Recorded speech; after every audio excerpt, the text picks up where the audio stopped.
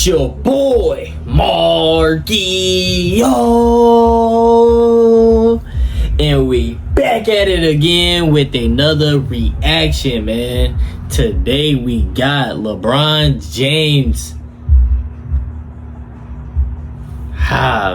LeBron James agent got exposed in the GOAT debate, man. I wonder what he's saying in the GOAT debate. Do he really think LeBron James is way better than Michael Jordan? Because if we talking about who's really the GOAT, if we was all in a room and we had to like explain why Michael Jordan or LeBron James the GOAT, I feel like everybody that is a LeBron fan will only say he got 50K points. He lead the lead in this and that and that. That's the only thing they will probably say. You know what I'm saying? That's the only thing they will probably say is like how many points he got.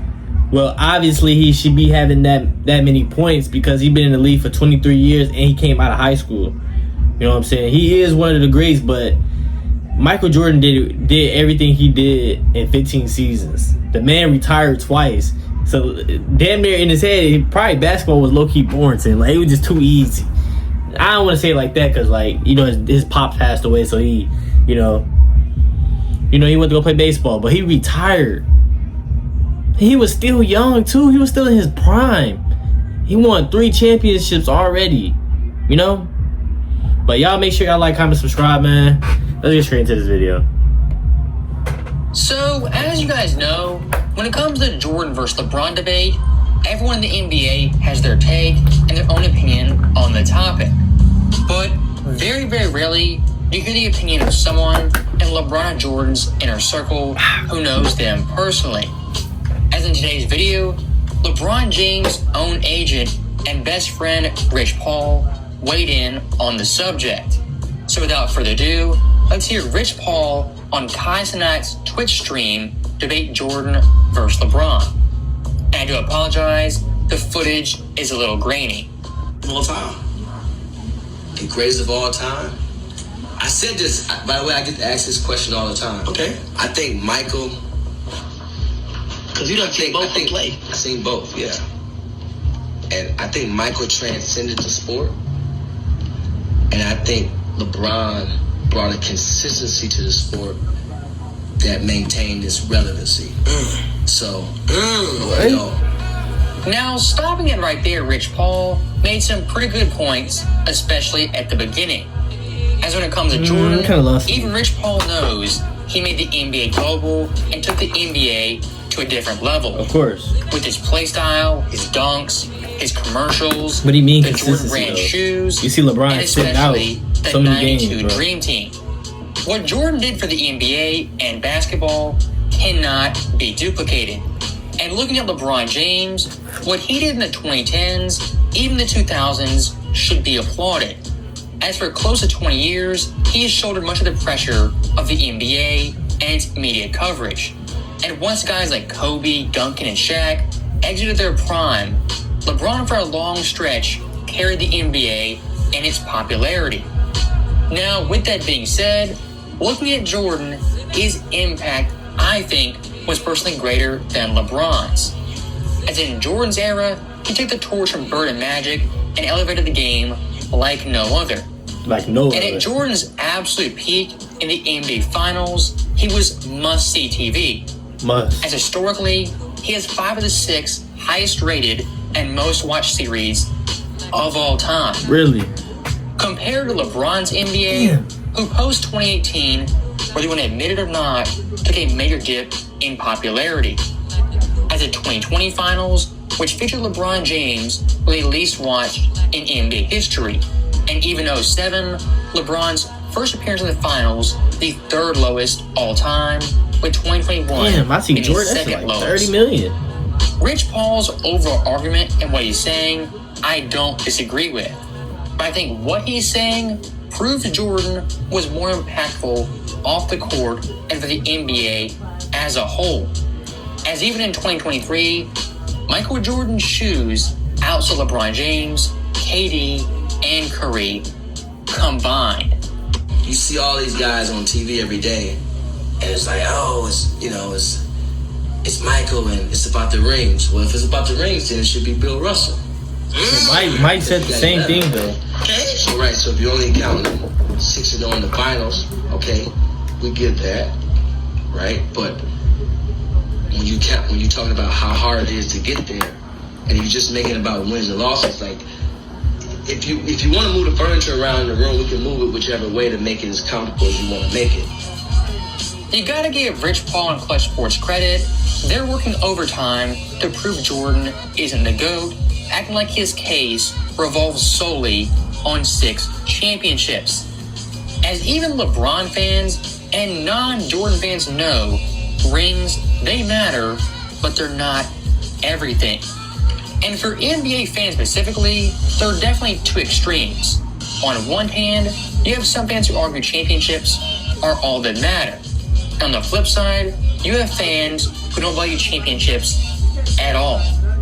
And one corny line I'm tired of hearing is that, well, if rings matter, Bill Russell's the GOAT. Man, stop saying that. Rest in peace, Bill Russell. I'm tired of hearing his name brought up as a pawn in the GOAT debate.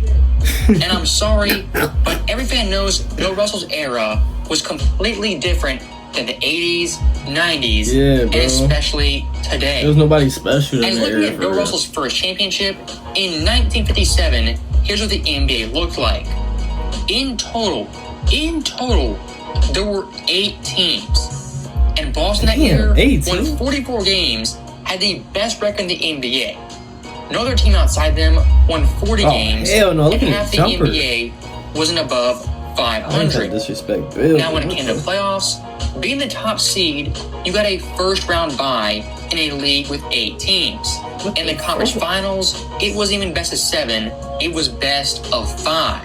Damn. And looking at Russell's team, he had not 1, not 2, not 3, but 4 Hall of Fame teammates. Also adding some context, in the 50s, there was no free agency and no player movement. And the harsh reality is, back in the 50s, NBA teams literally would trade black players because they were black. Wow. That is how Bill Russell ended up in Boston getting traded from Atlanta. Bill Russell, of course, is an all-time great player and a pioneer of the game who should be respected. But using his name and 11 championships as a pawn in the GOAT debate to downplay winning is an argument I hate hearing. And speaking of winning, when it comes to Jordan's 6 championships, Rich Paul kinda brushed him off, saying, quote, he's 6-0 in the finals, yeah, we get that. Like I said before, being 6-0 isn't everything, but it is very important. And Jordan's individual play in the finals is close to perfection, as you'll see. In 91, averaging 31-11-7, 92, 36-7-5, 93, 41-9-6, 96, 27-5-4, 97, 32-7-6, and last but not least, 98, average 34. He can't be fucked with, bro. I don't think fans quite grasp it. Michael Jordan's worst series was averaging 27 versus a stacked Sonics team. For some legends and Hall of Famers, that series will be their best finals performance. And looking at Rich Paul's last statement, he also said how hard it is to get to the NBA Finals, which I love him bringing up. As looking at Jordan's era, prime Jordan versus prime LeBron, their East were night and day. As for Jordan's East, it was highly competitive and cutthroat nearly every single season. As from 85-98, when Jordan played, there were a total of 38 50-win teams and 6 60-win teams. Wow. Compare LeBron James, who from 2018 to 06 only had 21 50-win teams and 6 60-win teams. The overall competitiveness of Jordan's East is highly underrated and even downplayed. Michael grew the game. After 92, after it's in Barcelona, the game grew, right? So from that point, Michael transcended. Kobe came at a time right in the middle, which again, he was, I mean, there's nothing you can say about Kobe. He's a perfect basketball player in a lot of ways. And then for LeBron to come on the back, both Michael and Kobe, and then maintain his consistency going to, LeBron's been to the finals half his career. Right, so that's pretty hard to do. So stopping Rich right there, I do want to compliment him because obviously he knows NBA history and the passing of torch from era to era. And in that regard, for the most part, I agree with Rich 100%. But at the very end of that clip, he brought LeBron James making the finals 10 times. Now, of course, that accomplishment is great, is amazing, and should be applauded. But for Rich Paul, earlier, he said basketball players, it's not just winning and losing. But now for LeBron James, when it benefits his argument, he brings up winning and making the finals. I guess you could say Rich Paul, in some ways, contradicts his past points from this video. As looking at Jordan, him being 6-0 in the finals was definitely downplayed by Rich. But LeBron making the finals 10 times, losing over half them, was celebrated. And also to build off that, Rich Paul earlier brought up Bill Russell and his championships to downplay winning, saying, quote, if rings matter so much, Bill Russell is the GOAT. Well, with using that logic, for finals appearances, wouldn't Magic be better than LeBron on an all-time list? As 9 times in 13 seasons, Magic Johnson made the finals, including 7 of 8 years. And unlike LeBron James, he has 5 rings and less finals losses than finals wins. My point right here is pretty simple. If you downplay winning for Jordan, you can't uplift it for LeBron James, when quite literally, Michael Jordan won more than LeBron. As far as I'm concerned, in the NBA Finals, there is no second place trophy and no reward for finishing runner-up. And like always, winning 6 times in 6 tries will outpace winning 4 times in 10 tries. Rich Paul in this video made some very, very generic arguments sprinkled in with some pretty good points about NBA history. And I think his best point was pointing out each era builds off the previous. Jordan to Kobe, Kobe to LeBron, and LeBron to Giannis, etc. So that right there is my last point for this video. As always, thank you guys for watching. Hope you enjoyed it. First and foremost, I just want to say, like, I just don't like the people. I don't like when people be like 6-0. Like, you gotta really listen to it. 6-0 in the finals.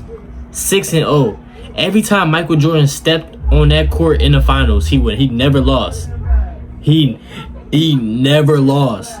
0 times. He won 6. 6-0. Every time Michael Jordan got to that finals, he never in his life made it to the finals and lost. So he don't understand of losing in the finals. Okay, in the beginning of his career, he was losing like in the playoffs. But when he made it to the finals every time, he never lost. 6-0. People gotta really understand it. I know y'all understand it. Like, some people not understanding it. Like, you just gotta understand it. Some people just look at it 6-0. Okay. But you gotta understand it. Imagine your team going to the finals 6 times. 6 times, y'all in the championship. Gotta hold the trophy. And Jordan wins 6 times. And he never lost when he got to the finals. So you gotta play him every time. And you get to the finals, you lose. LeBron never did that. He never did that, bro. And Michael Jordan, we can go from detail to detail about why Michael Jordan better than LeBron. Peers. Michael Jordan, peers, and LeBron James peers, Michael Jordan is the GOAT. His skill level, his mentality, how he approached the game. Every time he step on the court, he give it his best. You just see how he turns up in the playoffs. He'll average 30 in the season, but he'll average 33, 34, 35 when he in the playoffs. So he adding more points into the playoffs. So he taking it very serious. He taking this game up a notch. The man is different, man. I ain't even gonna hold y'all boys. That man a different man, bro. That's a different man. But y'all let me know down below in the comments. Have y'all ever seen Michael Jordan play in person? Or have y'all, or I know it's a lot of OGs on my page, so like, was y'all really like tuned in a lot during Michael Jordan, his career, like when he was in the finals? Like, how was he? How was he really? Like, y'all break it down in the comment. How was he approaching the game? Like, he was just hungry. I could tell he was just like an animal. You know what I'm saying? He was a predator. Like, he was just ready to eat his prey every game. Like, he wasn't nobody's friend. He wasn't friendly. He was a monster. But y'all let me know in the comments down below, man. Make sure y'all like, comment, subscribe. We're on the road to 16K subs, man. I post videos every single day, so turn on that notification, man. I'm gonna see y'all in the next video. Out.